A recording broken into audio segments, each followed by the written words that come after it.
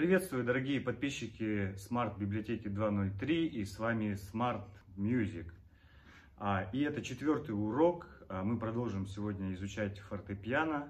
На прошлом уроке мы с вами проделали большую работу. Мы изучили нотный стан, сами ноты, длительности на прошлых уроках.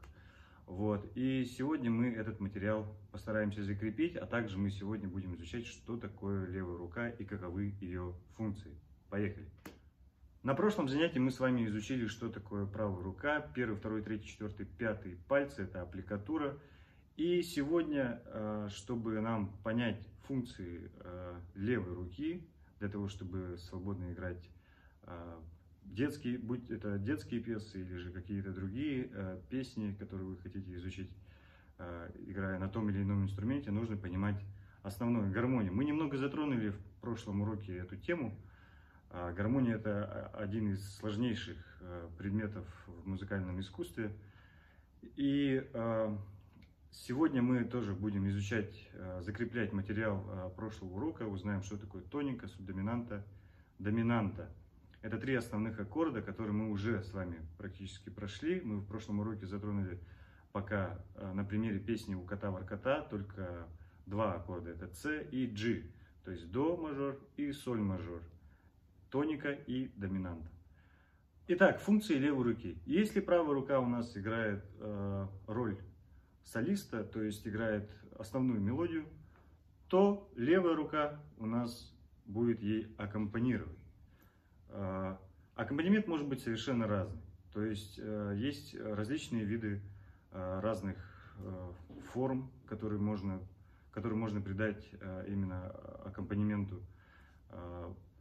Также может быть так, что у нас аккомпанемент будет здесь будет у нас басовая линия, внизу, получается здесь внизу, вот эта середина, а вверху у нас вот эти пальцы будут играть мелодию, Но сейчас все в очень упрощенном варианте, для того, чтобы вы поняли, что такое левая рука.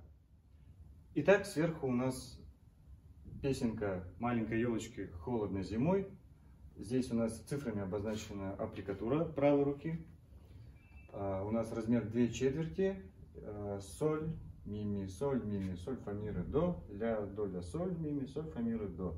Как вы помните, длительность это у нас четверть, восьмые, это тактовая черта, четверть, восьмые, половинка, ну и так далее. И как применить, для начала надо выучить правую руку, естественно, и как применить теперь знания нашей гармонии, чтобы использовать левую руку. Есть несколько разновидностей, как играть, это я чуть позже покажу.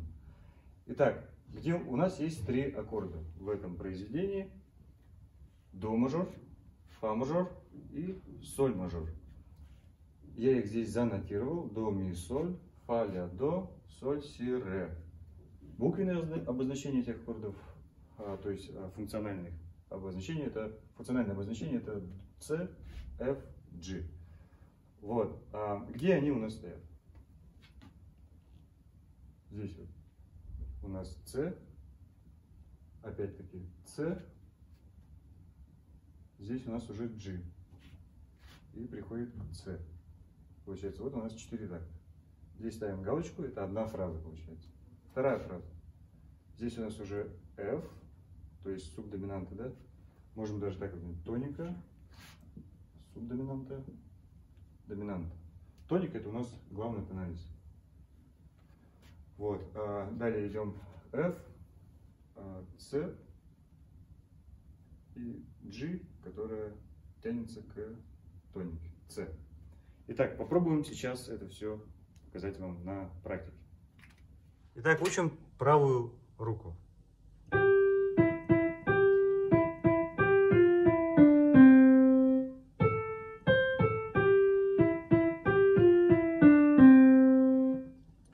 Добавляем левую руку гармонию, получается.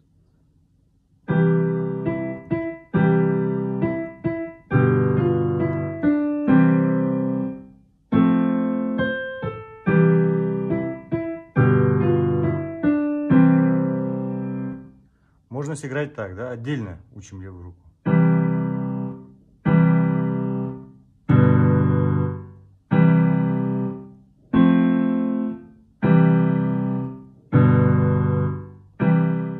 теперь перейдем к разновидностям. Первое я уже вам показал. Второе, да, это получается как перебор на гитаре.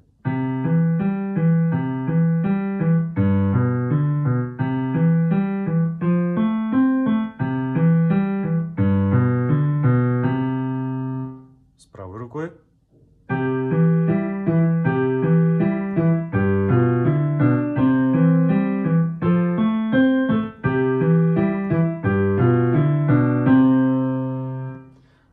Теперь попробуем расширить диапазон, то есть убрать руку сюда и сделать уже арпеджио.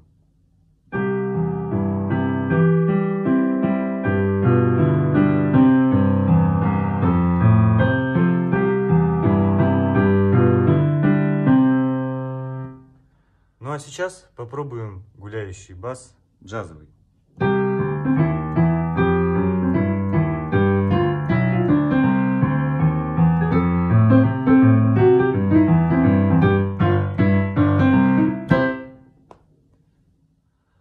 А также один из простых – это использование пятой ступени каждого аккорда. Допустим, у нас аккорд до мажор, и мы используем ее пятую ступень. То есть для до мажора это у нас нотка соль, и она у нас переносится сюда в бас, потому что мы играем басовую линию.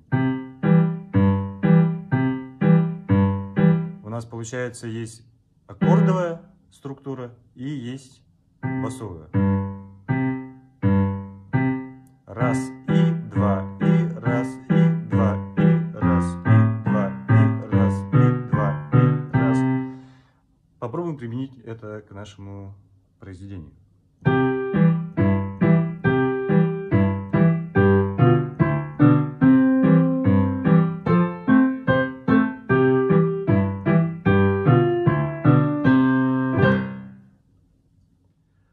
А сейчас попробуем усложнить нашу басовую линию и сыграть не просто пятым пальцем, а именно в октаву. Поехали.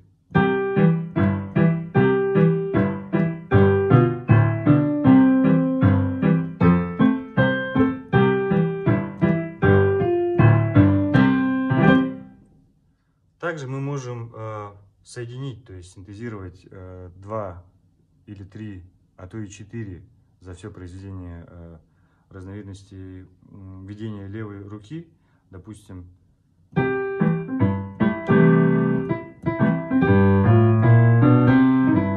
вот, допустим, на этом куске я использовал и просто аккорды акцентированные, и сведением пятым пальцем первая, пятая, и джазовый такой переход, да, получается. Это все мы пройдем чуть позже. Дорогие друзья, вот мы завершили наш 4-й урок. Если вы смотрели внимательно все предыдущие уроки, то для вас не составит труда применить все эти знания на практике. И в следующем уроке я покажу, как эти знания можно применить на других инструментах. Точнее говоря, на укулеле. Всем большое спасибо за внимание. С вами была Smart Библиотека 2.0.3, и это курс Smart Music. Пока!